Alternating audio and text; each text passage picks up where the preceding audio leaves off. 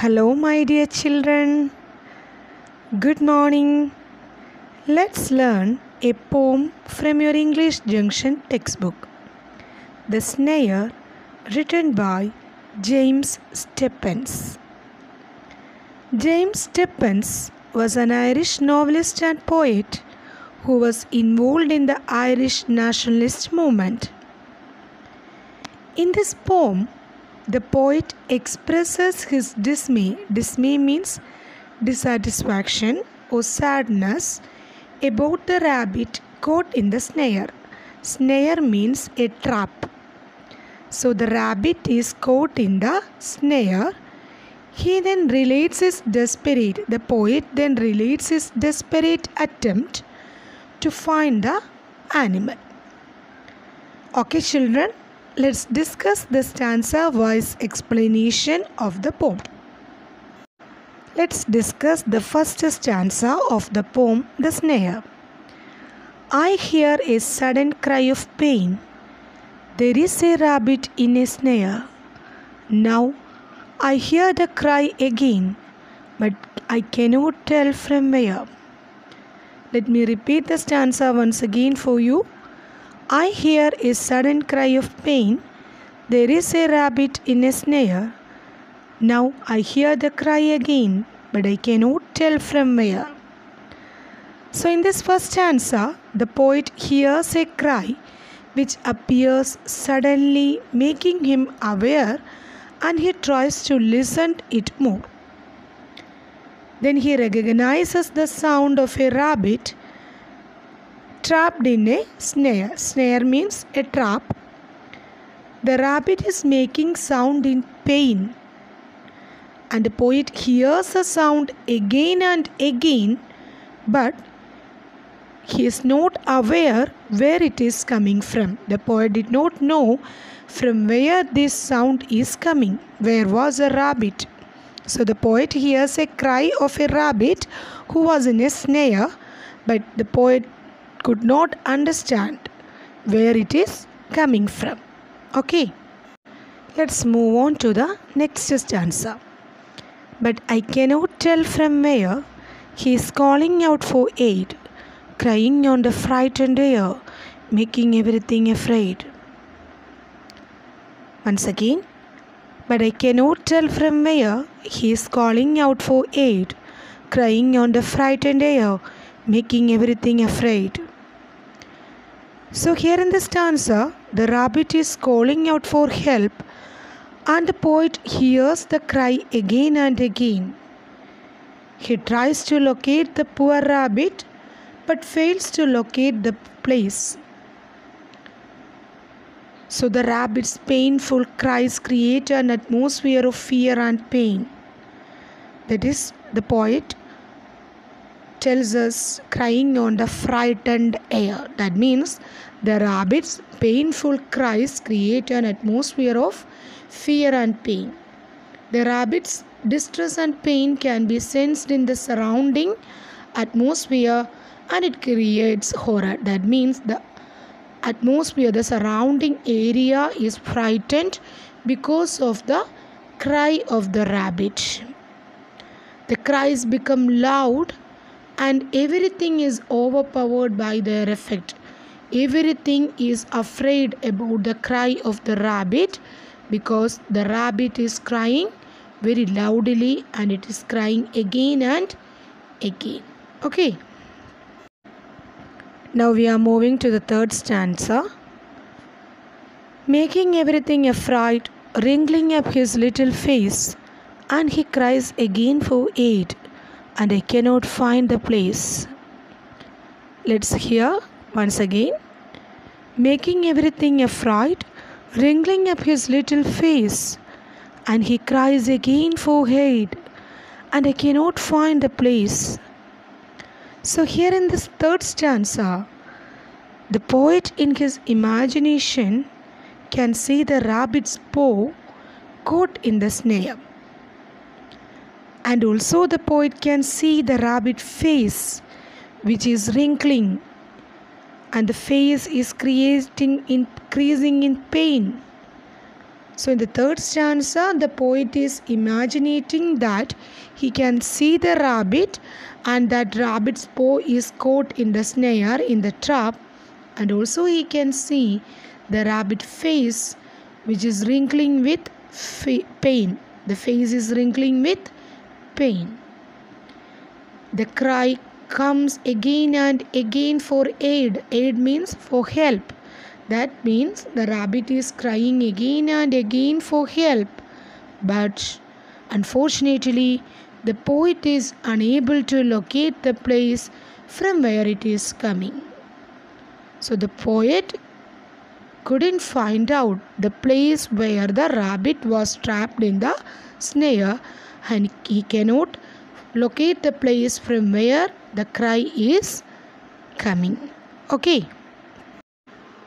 Dear children, now we are moving to the final stanza. And I cannot find the place where his paw is in the snare. Little one, oh little one, I am searching everywhere. Let's hear once again. And I cannot find the place where his paw is in the snare. Little one, oh little one, I am searching everywhere. In this stanza, the poet again imagines the rabbit's paw trapped in the snare. He is left with no other than to cry in pain as he is stuck and cannot go anywhere. The poet tries to call the poor little rabbit. However, he knows that the rabbit cannot answer. Till the end of the poem, the poet keeps searching for the rabbit, but he cannot find it. So here in this stanza, we can understand that the poet imagines the paw of the rabbit and which was trapped in the snare. But again it is crying. The poet can hear only the crying, but he can imagine the rabbit's paw trapped in the snare. And the poet tries to call the poor little rabbit. That is why the stanza, the line is there, little one, oh little one. That means the poet tries to call the poor little rabbit, even though he knows that the rabbit cannot answer. Until the end of the poem, the poet tries to search. The poet keeps searching for the rabbit, but unfortunately he cannot find the rabbit anywhere. He can only hear the sound.